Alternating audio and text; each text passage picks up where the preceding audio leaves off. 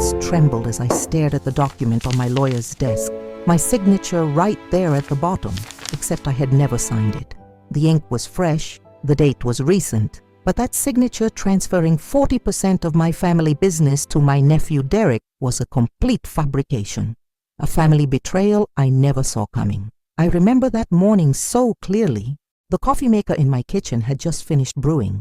That familiar gurgling sound that starts every one of my days for the past 30 years. I was sitting at my breakfast table, the one my late wife Margaret picked out back in 1982, running my finger along the worn edge while reading the newspaper. Old habits, you know. The sunlight was coming through the lace curtains she made, casting those delicate shadows on the linoleum floor. Everything felt normal, routine, safe.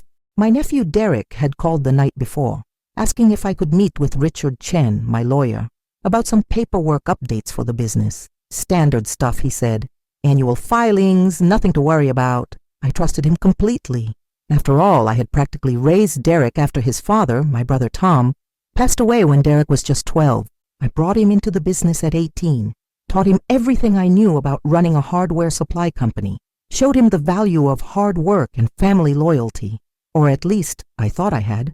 Richard's office smelled like old books and leather that day, that distinctive scent law offices always seem to have. He's been my attorney for 23 years, handled everything from business contracts to my will.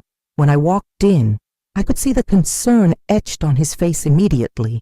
Richard isn't one for drama, never has been. He's methodical, careful, the kind of lawyer who triple-checks everything before making a phone call. But that morning, his usual composure was cracked. He stood up from behind his mahogany desk, the same one that's been there since I first hired him. And he didn't even wait for me to sit down before he slid the document across to me. The paper felt heavy in my hands, heavier than it should have been. Corporate transfer agreement, it read at the top. My eyes scanned down, catching phrases like irrevocable transfer and permanent reallocation of shares. And there, at the bottom, was my signature. Except it wasn't my signature. Not really. See, when you've been signing your name for 72 years, you know every loop, every slant, every quirk of your own handwriting. I've signed thousands of documents in my life, from my marriage license to business contracts worth hundreds of thousands of dollars. My signature has a particular way the capital J curves in James, a specific angle to how I cross the T in Thompson. This signature looked close, remarkably close actually, but the pressure was wrong. The J was too tight. The flourish at the end that I've done unconsciously since my 20s, it was missing that little uptick I always add. Someone had studied my signature carefully, practiced it probably, but they couldn't quite capture the muscle memory of 72 years of signing my own name. The anger hit me first, hot and immediate, making my chest tighten in a way that scared me a little. I've had blood pressure issues for the past 5 years, take medication every morning with my coffee. My doctor keeps telling me to avoid stress, to take it easy. But how do you take it easy when you're holding evidence that someone in your own family has tried to steal from you? Richard was talking, his voice steady but sympathetic, explaining how this document had been filed 3 weeks ago, how it transferred 40% ownership of Thompson Hardware Supply Company to Derek James Thompson, my nephew, my brother's son, the boy I mentored and loved like my own. The business I spent 48 years building from a single storefront to 12 locations across 3 states. The business that kept food on my table, put Derek through college, supported my family through Margaret's cancer treatments. 40% of it just handed over according to this forged piece of paper. But that was only the beginning of what I would discover. Richard explained that Derek had apparently been planning this for months, maybe longer. The filing included backdated board meeting minutes, fabricated email correspondence, even fake witnesses to the signature. It was elaborate, sophisticated, the kind of scheme that required planning and cold calculation. This wasn't some impulsive mistake or moment of weakness. This was premeditated family betrayal, executed with precision by someone I had trusted completely. The disappointment I felt was almost worse than the anger. It settled in my stomach like a stone, heavy and cold. I had lost Margaret 3 years ago to cancer, and since then, Derek had been the closest thing to immediate family I had left. My daughter Jennifer lives in Seattle with her family, busy with her own life, her own children. We talk every couple of weeks, video calls mostly, but the distance makes it hard. Derek was here, local, working alongside me almost every day, or so I thought.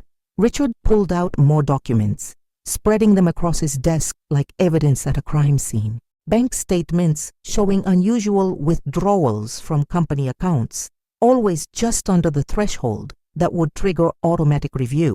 Contract modifications that I had supposedly approved but had no memory of authorizing. Vendor agreements with new suppliers that I had never heard of, all signed with versions of my forged signature. The scope of it was staggering. Derek hadn't just tried to take ownership shares. He had been systematically positioning himself to take control of the entire operation, piece by piece, signature by signature. The revelation left me feeling dizzy, disoriented, like the ground beneath my feet had suddenly shifted. This was the same boy who used to sit in my office after school, doing homework at the small desk in the corner while I worked late. The same teenager who had cried in my arms at his father's funeral, gripping my suit jacket so tightly I could still remember the feeling years later. The same young man who had stood up at Margaret's memorial service and called me his hero, his role model, his second father. I asked Richard how this was possible, how Derek could have filed these documents without my knowledge, without proper verification. He explained that Derek had used his position as Vice President of Operations, a title I had given him 5 years ago, when he seemed ready for more responsibility. That position gave him access to corporate filings, allowed him to submit documents on behalf of the company. The state filing office had no reason to question the authenticity when they came from an officer of the corporation with proper credentials. It was a loophole, a gap in the system that Derek had exploited with calculated precision. But more than that, it was a betrayal of the trust I had placed in him, the authority I had granted him because I believed in his integrity, his loyalty, his love for our family and what we had built together. The morning sun had shifted by the time Richard finished explaining everything, the light now coming through the window at a different angle, catching the dust motes floating in the air. I remember focusing on those tiny particles, watching them drift and swirl, while my mind tried to process the magnitude of what I had just learned. My nephew, the boy I raised, had forged my signature to steal my business. The phrase kept repeating in my head like a mantra, each repetition making it feel more real and more impossible at the same time. Richard was asking me questions, what I wanted to do, how I wanted to proceed, whether I wanted to press charges. But I couldn't answer immediately. I needed time to think, to understand, to figure out not just what had happened, but why. What had I done wrong? Where had I failed in raising Derek that he would think this was acceptable? Or had I been blind to who he really was all along? I drove home in a fog that day, barely remembering the route, even though I've driven it thousands of times. My truck, a 2008 Ford that I've kept running through sheer stubbornness and regular maintenance, felt like it was driving itself. The steering wheel was familiar under my hands, worn smooth in the places where my palms naturally rest. Everything around me looked the same as it always did. The same streets, the same buildings, the same trees that lined the road to my house. But everything felt different, irrevocably changed by what I now knew. When I pulled into my driveway, I just sat there for a while, engine off, staring at the garage door that needs painting, the flower beds that Margaret used to tend so carefully and that I now struggle to maintain. The house felt emptier than usual when I finally went inside, the silence heavier, pressing down on me with the weight of betrayal and broken trust. That night, I couldn't sleep. I lay in bed, the same bed Margaret and I shared for 47 years, staring at the ceiling in the dark. The house made its familiar settling sounds, the old furnace clicking on and off, the refrigerator humming from the kitchen. But my mind was racing, replaying every interaction I'd had with Derek over the past year, looking for signs I had missed, red flags I should have noticed. There had been small things, I realized, moments that hadn't seemed significant at the time, but now took on new meaning.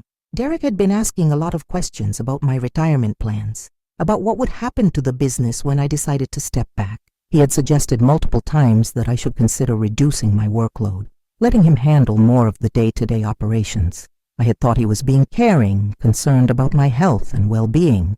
Now I wondered if he had been positioning himself, preparing for the moment when he could push me out entirely. The next morning brought a new determination. I woke up early, maybe 5:30 or so, that pale pre-dawn light just starting to show through the bedroom window. My back ached the way it always does these days.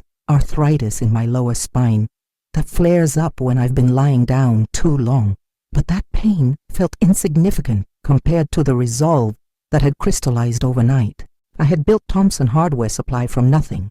I had worked 16-hour days in the early years, missed family dinners, sacrificed weekends and holidays to make it succeed.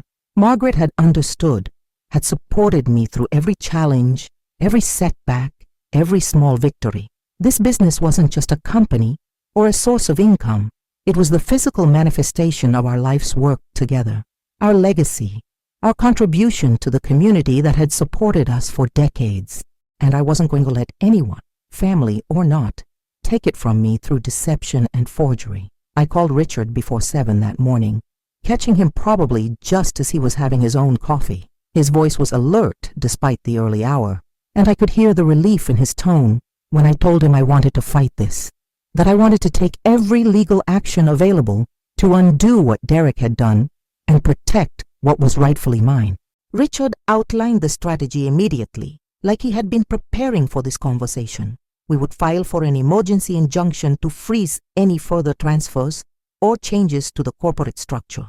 We would submit the documents for forensic analysis to prove the signature was forged. We would notify the State Corporation Commission of the fraudulent filings, and we would investigate every transaction Derek had made, every contract he had signed, every decision he had made in his capacity as vice president to determine the full extent of his deception.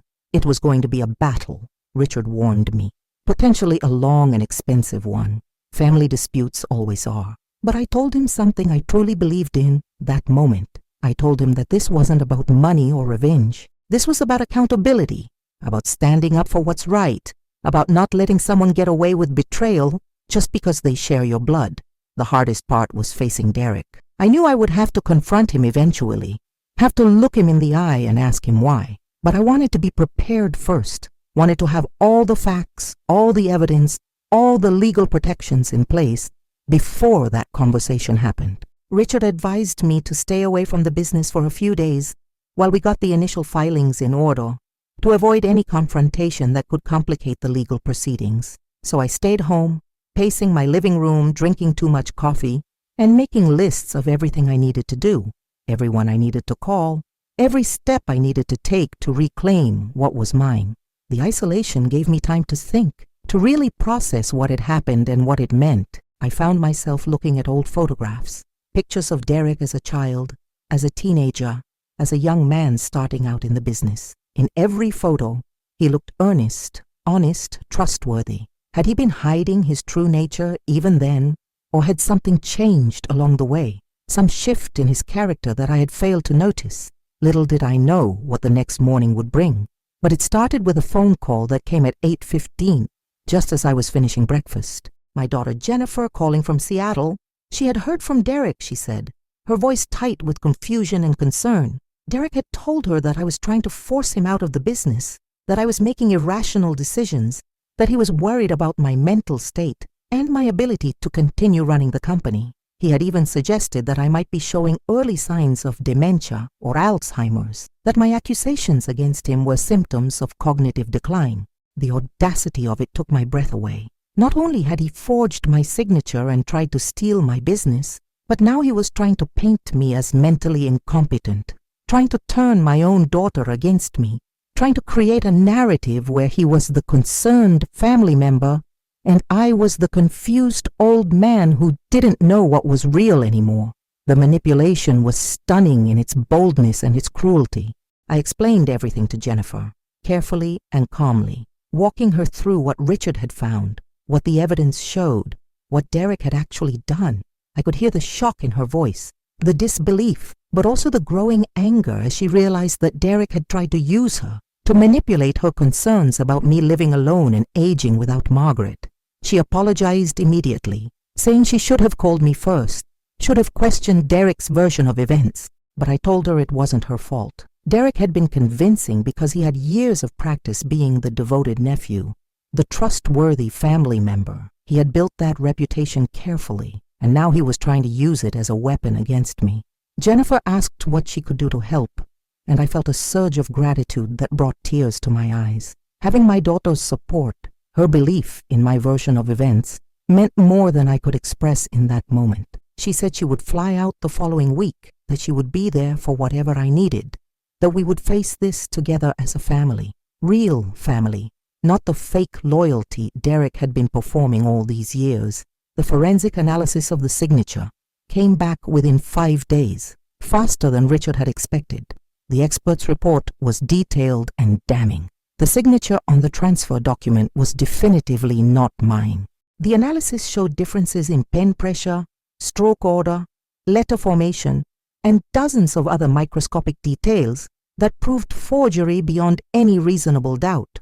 Moreover, the ink analysis revealed that the signature had been made with a different type of pen than I typically used, a ballpoint, rather than the fountain pen I had used for business documents for the past 20 years. Derek had been careful, but not careful enough. He had underestimated the sophistication of modern forensic document analysis, and he had underestimated my willingness to fight back. Richard filed the expert report with the court, along with our motion to void the fraudulent transfer and restore full ownership to me.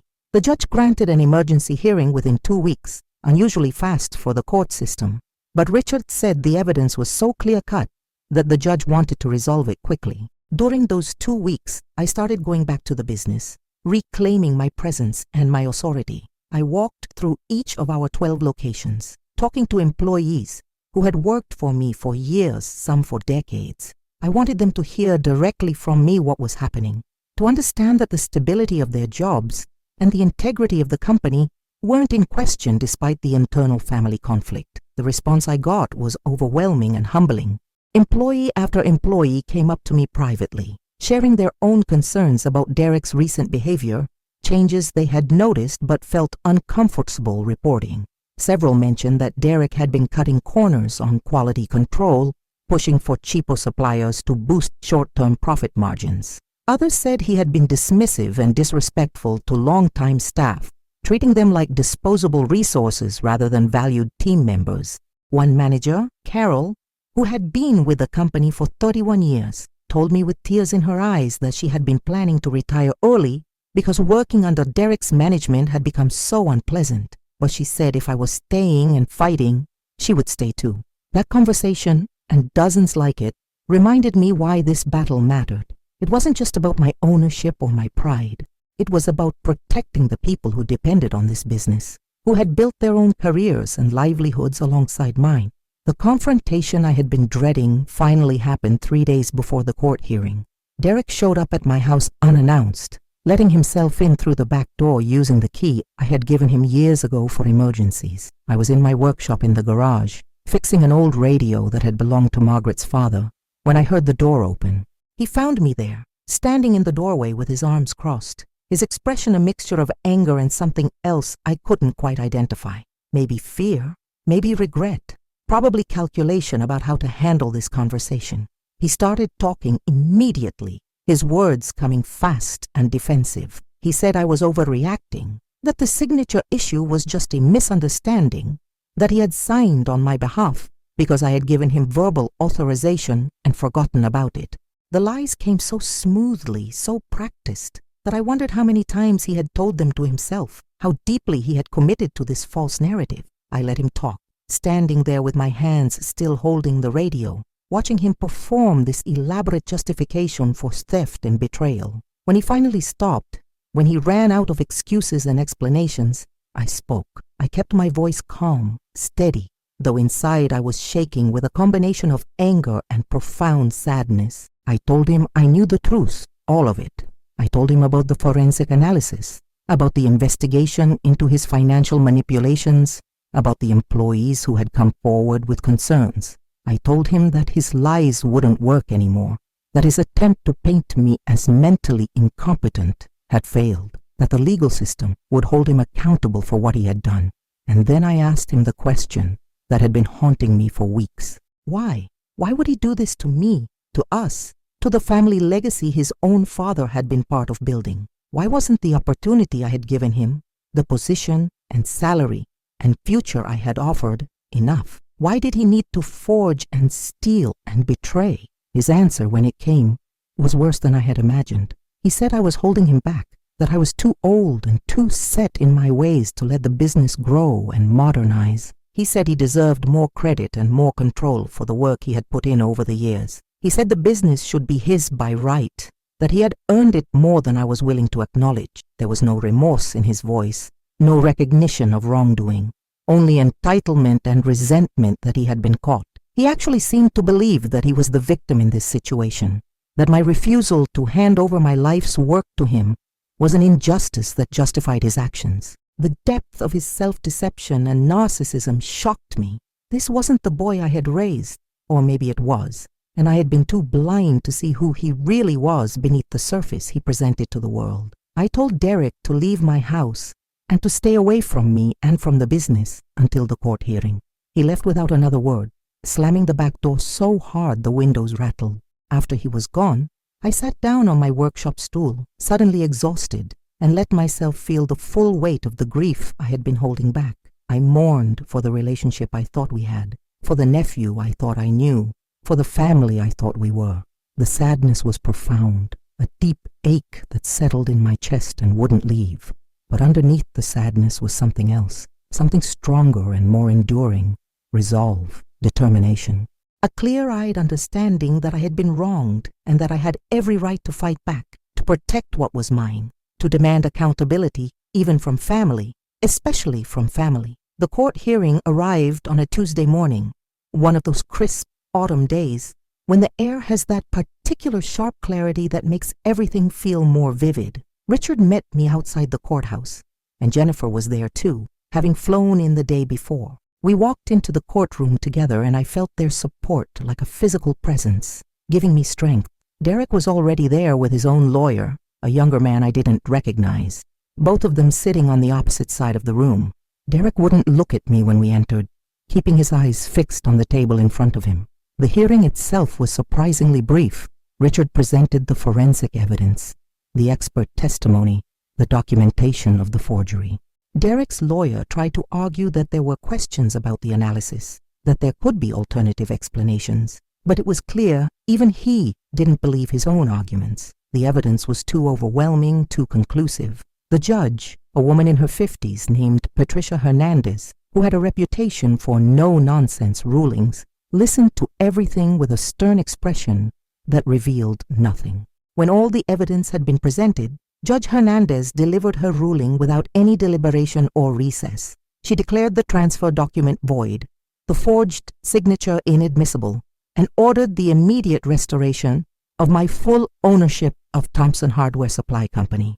Moreover, she ordered Derek to repay any funds he had inappropriately withdrawn from company accounts with interest. She said the evidence of forgery and fraud was clear and convincing, that Derek had abused his position of trust within the company, and that his actions constituted criminal fraud, that she was referring to the district attorney's office for potential prosecution. The relief I felt was immense, physical, like a pressure had been released from my chest that I hadn't even realized I was carrying.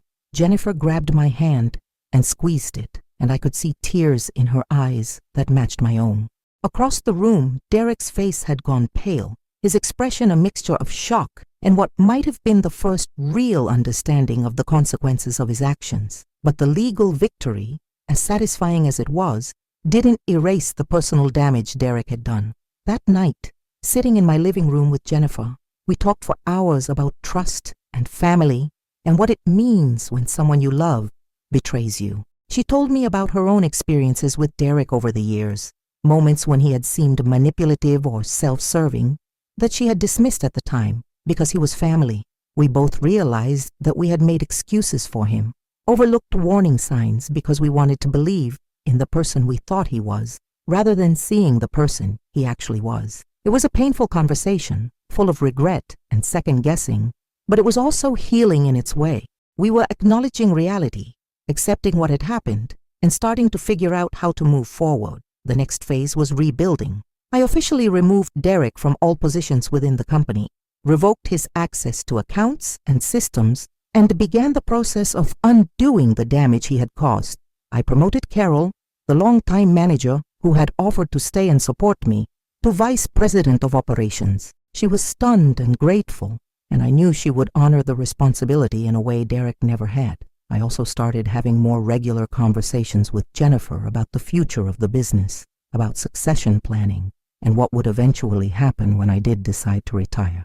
We agreed that the business would be sold to the employees through an ESOP, an employee stock ownership plan, rather than being passed down within the family. The people who had worked loyally for years, who had built the company alongside me, they deserved to benefit from its success. They had earned it through their dedication and integrity, qualities that Derek had proven he didn't possess. The district attorney's office did pursue criminal charges against Derek for fraud and forgery. The case took almost a year to work through the system, a year during which I had to testify, had to relive the betrayal multiple times in depositions and court proceedings. It was exhausting and emotionally draining, but I never wavered in my commitment to seeing it through. Derek eventually accepted a plea deal that included probation, community service, and restitution of all the funds he had taken, plus penalties. He avoided jail time, which part of me resented, but Richard explained that the court had taken into account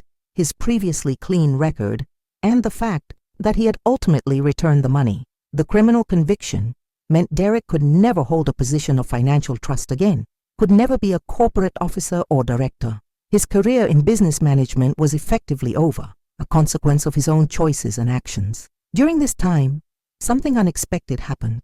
I received a letter from Derek, not through lawyers, but delivered by regular mail to my house. I almost threw it away without opening it, but curiosity and maybe some lingering hope for closure made me read it. The letter was long, handwritten, and filled with what seemed like genuine remorse. Derek admitted what he had done, acknowledged the betrayal and the pain he had caused. He said he had been consumed by ambition and resentment, that he had convinced himself I was holding him back, when really he was the one sabotaging his own future. He didn't ask for forgiveness or for me to drop the charges. He just said he was sorry, that he understood if I never wanted to see or speak to him again, and that he would have to live with the consequences of his choices for the rest of his life. The letter affected me more than I wanted to admit. It didn't change what had happened or undo the damage, but it gave me a sense that Derek might actually be starting to understand the gravity of what he had done. Whether that understanding would lead to any real change in his character, I couldn't know. But at least he had stopped lying, stopped trying to justify or minimize his actions. I didn't respond to the letter. I put it in a drawer and tried not to think about it, but it stayed with me, nagging at the edges of my thoughts. Jennifer and I talked about it when she visited again a few months later. She said she had received a similar letter, equally apologetic and remorseful. We both struggled with what to do with this apparent remorse. Could you forgive someone who had betrayed you so completely, who had been willing to steal everything you had built? Should you? Or was forgiveness just another form of enabling, of letting someone off the hook for inexcusable behavior? We didn't come to any firm conclusions that day. Jennifer said she needed more time, that Derek's words weren't enough, that he would have to prove through his actions over years that he had truly changed. I agreed with her. Words are easy. Actions are what matter. Trust, once broken so fundamentally, might never be fully repaired. And that was something Derek would have to accept as part of his consequences. Life at the business gradually returned to normal, or at least to a new normal. The employees who had been anxious about the instability and uncertainty began to relax as they saw that the company was stable under my leadership and Carol's management. We implemented new financial controls and oversight procedures to prevent anyone from ever having the kind of unchecked access Derek had abused. I also started spending more time mentoring younger employees, sharing the knowledge and experience I had accumulated over 5 decades in the industry. It felt good to pass on what I knew to people who appreciated it, who were hungry to learn, who treated the opportunity with respect rather than entitlement. I found myself actually enjoying work more than I had in years, freed from the burden of dealing with Derek's undermining presence, even though I hadn't fully recognized how much stress it had been causing until it was gone. My health improved too, which surprised me. My doctor commented on it during my regular checkup about 6 months after the court hearing. My blood pressure was down, my stress indicators had decreased, and I generally seemed more energetic and positive. I told her about everything that had happened, about the betrayal and the legal battle and the resolution. She nodded knowingly and said that chronic stress from interpersonal conflict, especially within families, could have significant physical health impacts, particularly for older adults. Removing that source of stress, even though the process of dealing with it had been difficult, had ultimately been healthier for me than continuing to live with the underlying tension and betrayal I hadn't even fully recognized. It was a reminder that sometimes the hardest choices, the ones that require confrontation and conflict, are actually the ones that lead to better outcomes in the long run. I also started volunteering with a local organization that provided free business mentorship to young entrepreneurs, particularly those from disadvantaged backgrounds who didn't have family connections or resources to help them start their own companies. It felt like a way to honor Margaret's memory and our shared commitment to the community. Plus, working with these eager young people, seeing their dreams and ambitions, reminded me why I had loved building my own business in the first place. It was about more than money or success. It was about creating something meaningful, about contributing value to people's lives, about the satisfaction of seeing an idea become reality through hard work and persistence. Derek had lost sight of that somewhere along the way, had reduced everything to ownership percentages and control and what he felt entitled to receive. These young entrepreneurs I was working with understood that the real reward was in the doing, in the creating, in the relationships and impact you made along the way. 1 year after the court hearing, I organized a company celebration at our main location. It was the 50th anniversary of Thompson Hardware Supply, half a century since I had opened that first small storefront with Margaret by my side. We invited current and former employees, longtime customers, suppliers who had worked with us for decades. The turnout was incredible, overwhelming really. Person after person came up to me throughout the evening, sharing stories about what the company had meant to them, how I had given them opportunities, or helped them through difficult times, or simply been a fair and decent employer year after year. Several people mentioned specifically that they had been worried when Derek was in charge, that they had felt the company was losing its way, and that they were grateful I had fought to preserve its integrity and values. Those comments meant more to me than any financial compensation or legal victory could have. They validated that the battle had been worth it, that protecting the business wasn't just about my personal interests, but about preserving something larger that mattered to an entire community. Jennifer gave a speech that night that left me in tears. She talked about watching me and her mother build the business when she was growing up, about the values they had instilled in her about hard work and integrity and treating people with respect. She said that what had happened with Derek could have destroyed those values, could have made me cynical and bitter, but instead, I had chosen to fight for what was right, to hold someone accountable even when it was family, even when it would have been easier to just let it go. She said I had taught her that empowerment isn't about asserting dominance or claiming what you're entitled to. Real empowerment is about standing up for your principles, protecting what you've earned through legitimate effort, and refusing to be victimized even by people you love.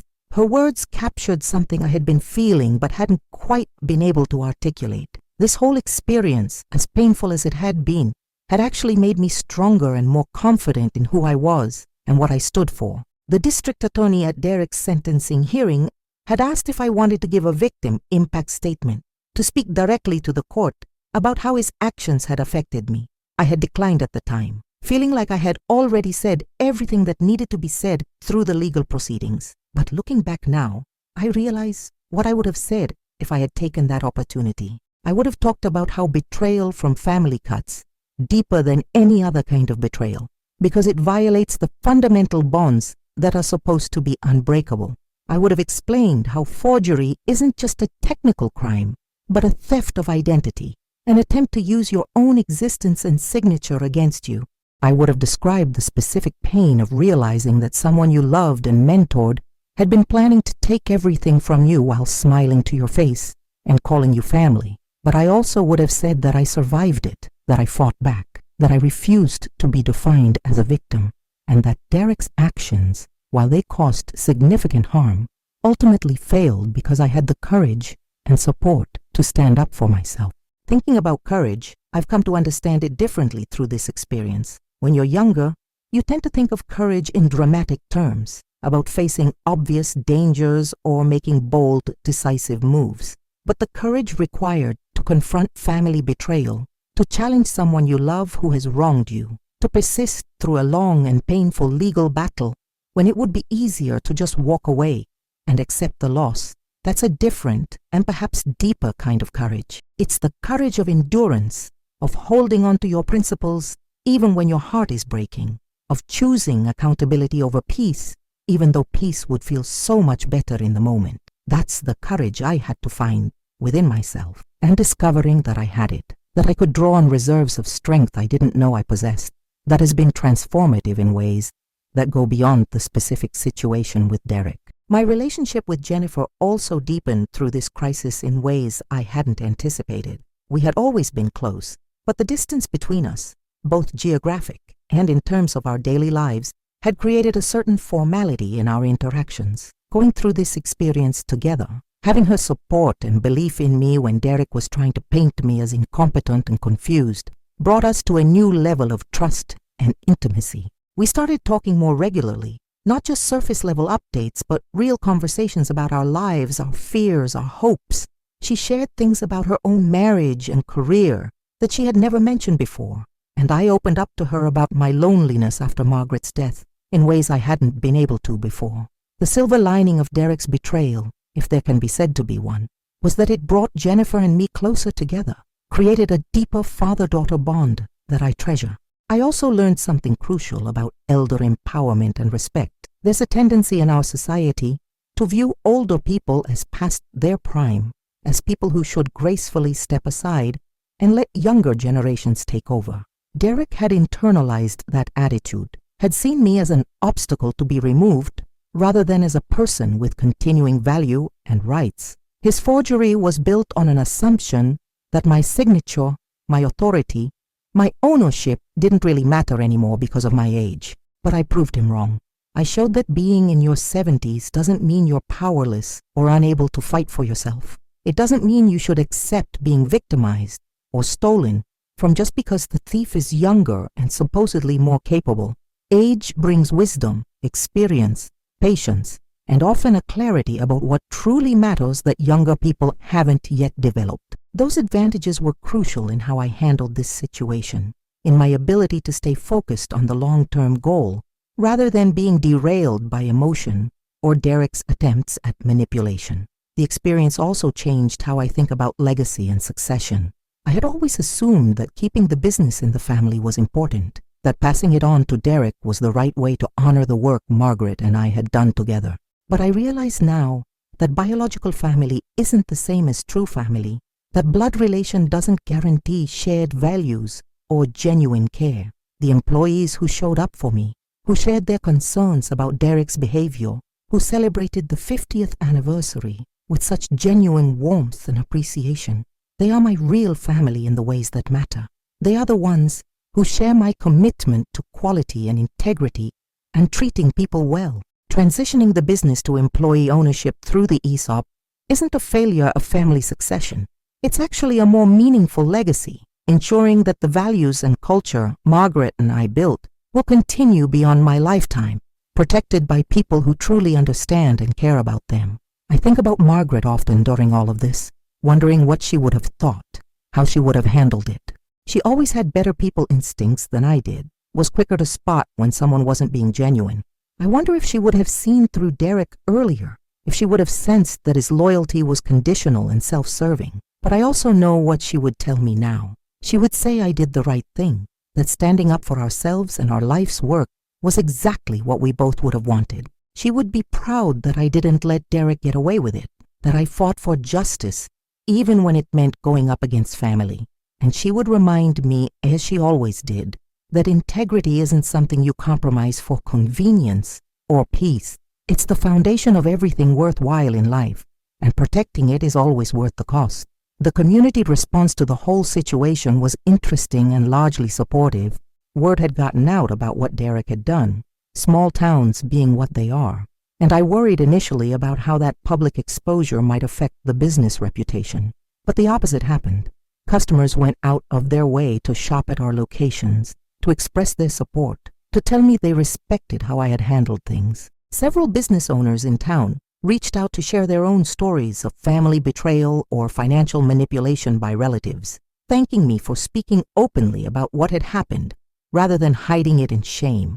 There seems to be this pervasive idea that family conflicts should be kept private, that airing family problems publicly is somehow shameful, but I've come to believe that's wrong. Openness about betrayal and accountability is how we create social consequences for bad behavior, how we support other victims of family manipulation, how we change the cultural narrative that says you should tolerate abuse or theft just because it comes from relatives. About 18 months after the court hearing, I saw Derek in town unexpectedly.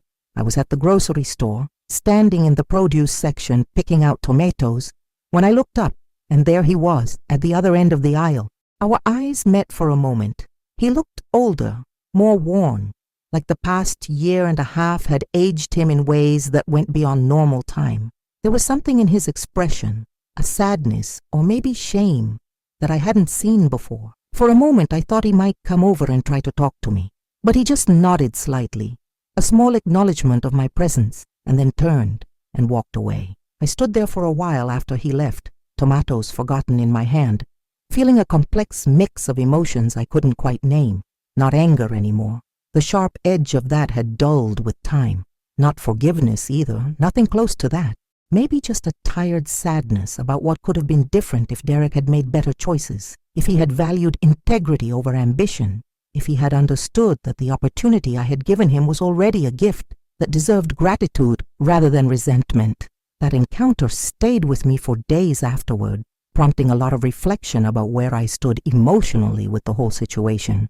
I realized that I'd moved into a place of acceptance, which is different from forgiveness or reconciliation. Acceptance means acknowledging what happened, understanding that it can't be changed, and choosing to focus on moving forward rather than dwelling on the past. It doesn't mean Derek gets a pass or that our relationship will ever be repaired, but it means I'm no longer consumed by anger or hurt, no longer spending my emotional energy on rehashing the betrayal.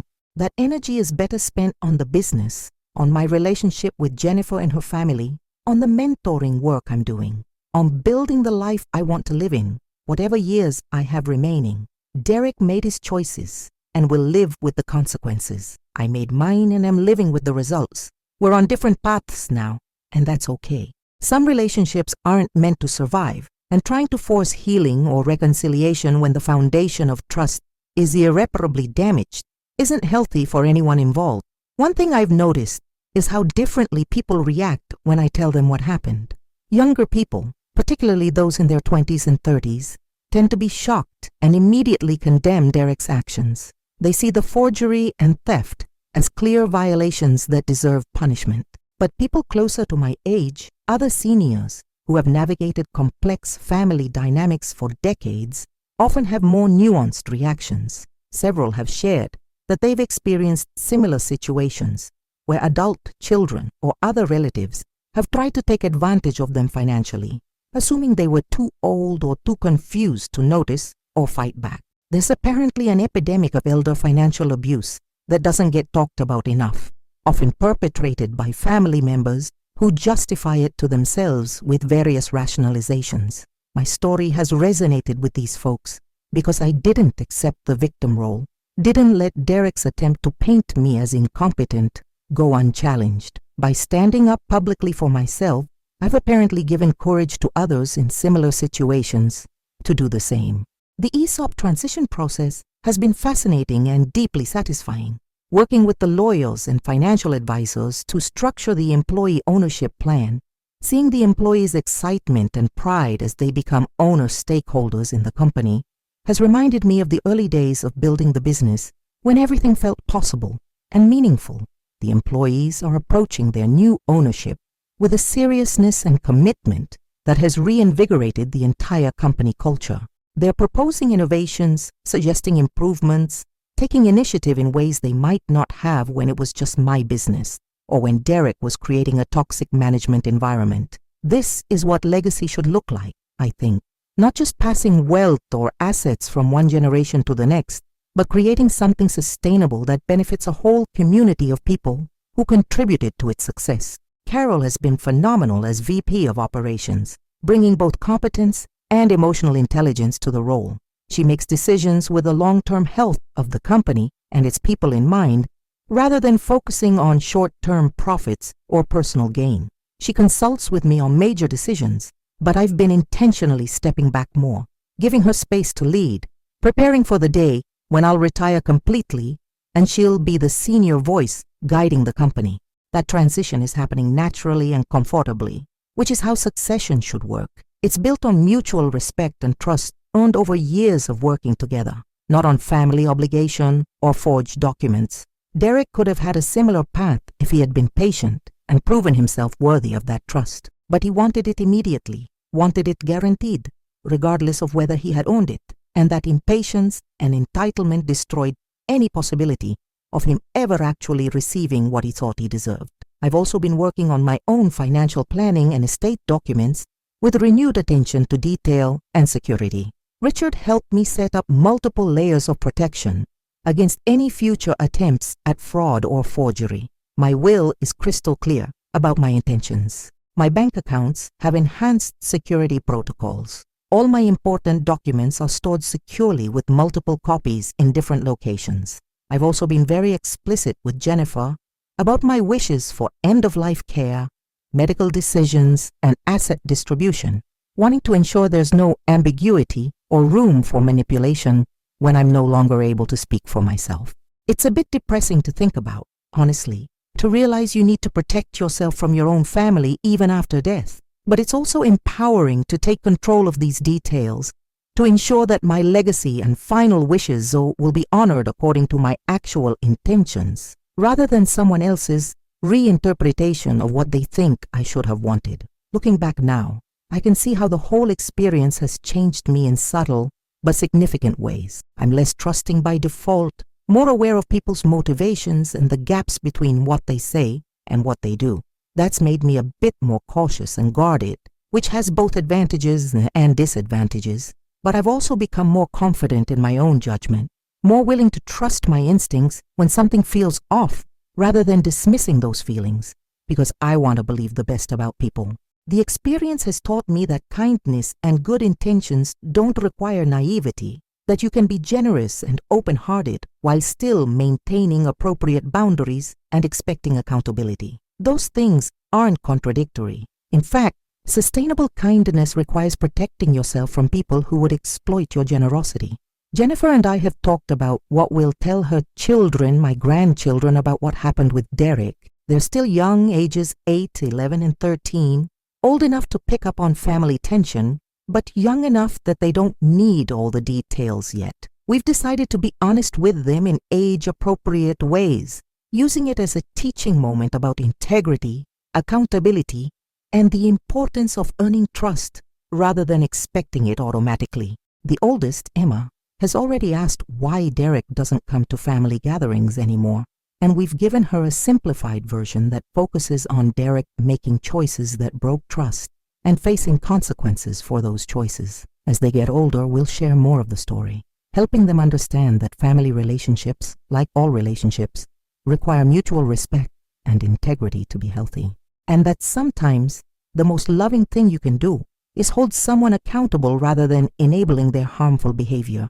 The question I get asked most often by people who hear my story is whether I regret any of it, whether I wish I had handled things differently. The honest answer is complicated. I regret that Derek made the choices he did, regret that our relationship was destroyed, regret the pain and stress the whole situation caused. But I don't regret fighting back or pursuing legal accountability.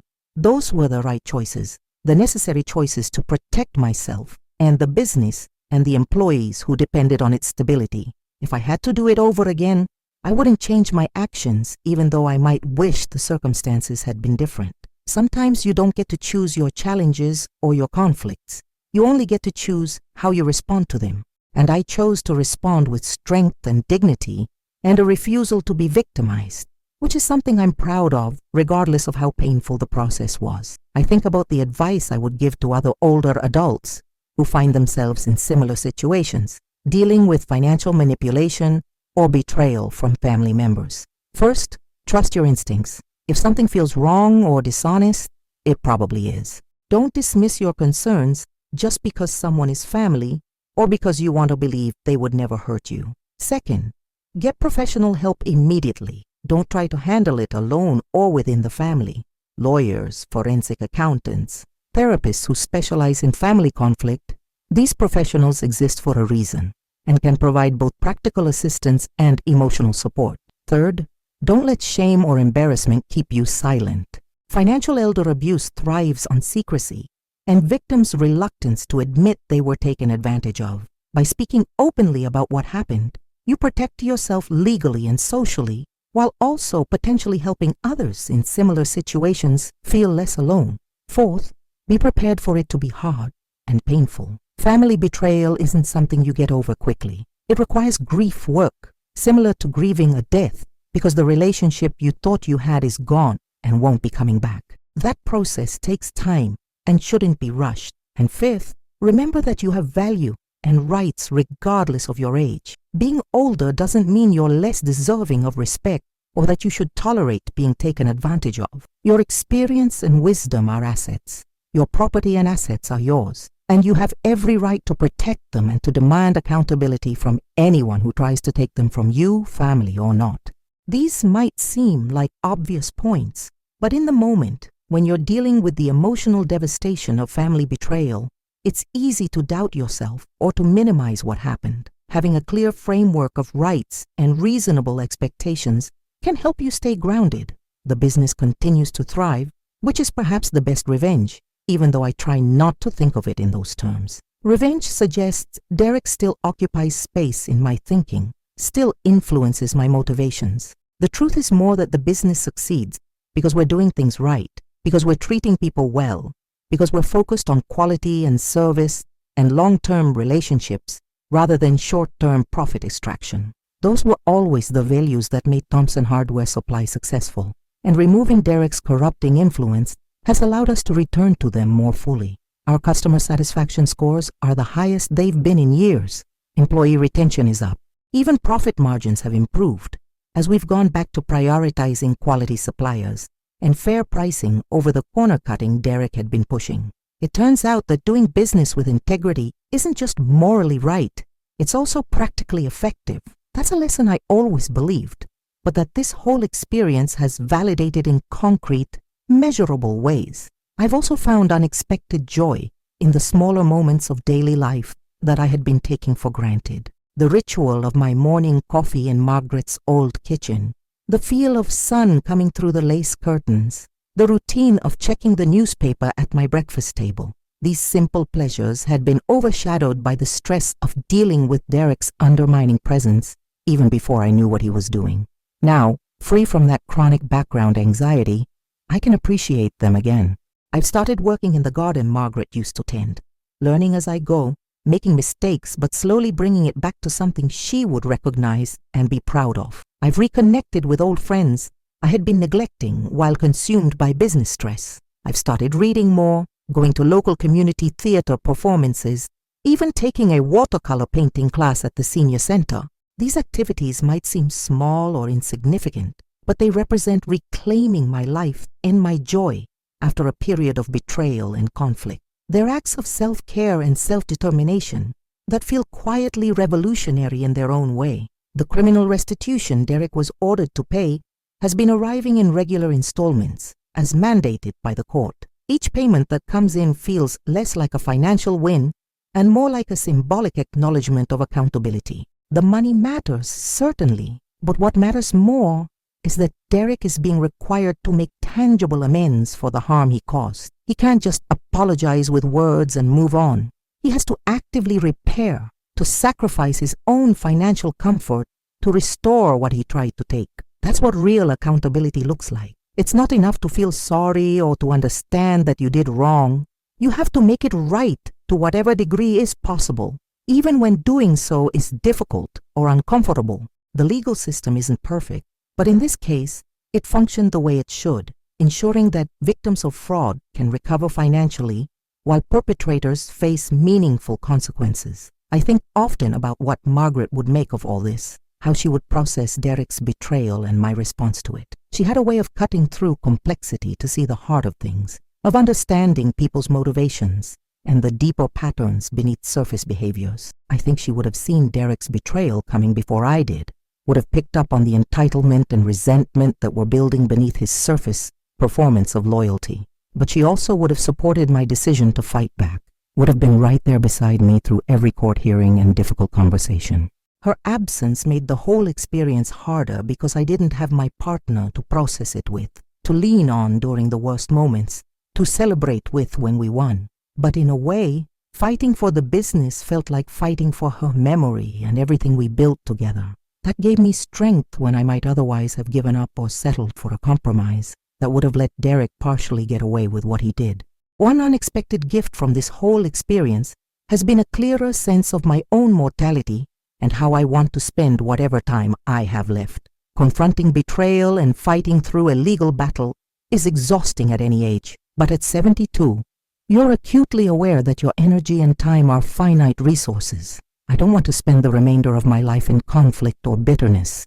I want to spend it doing meaningful work, maintaining relationships with people I love and trust, contributing to my community in ways that matter. The ESOP transition, the mentoring work, the deepened relationship with Jennifer and her family, the reclaimed simple pleasures of daily life. These are the things I want to prioritize now.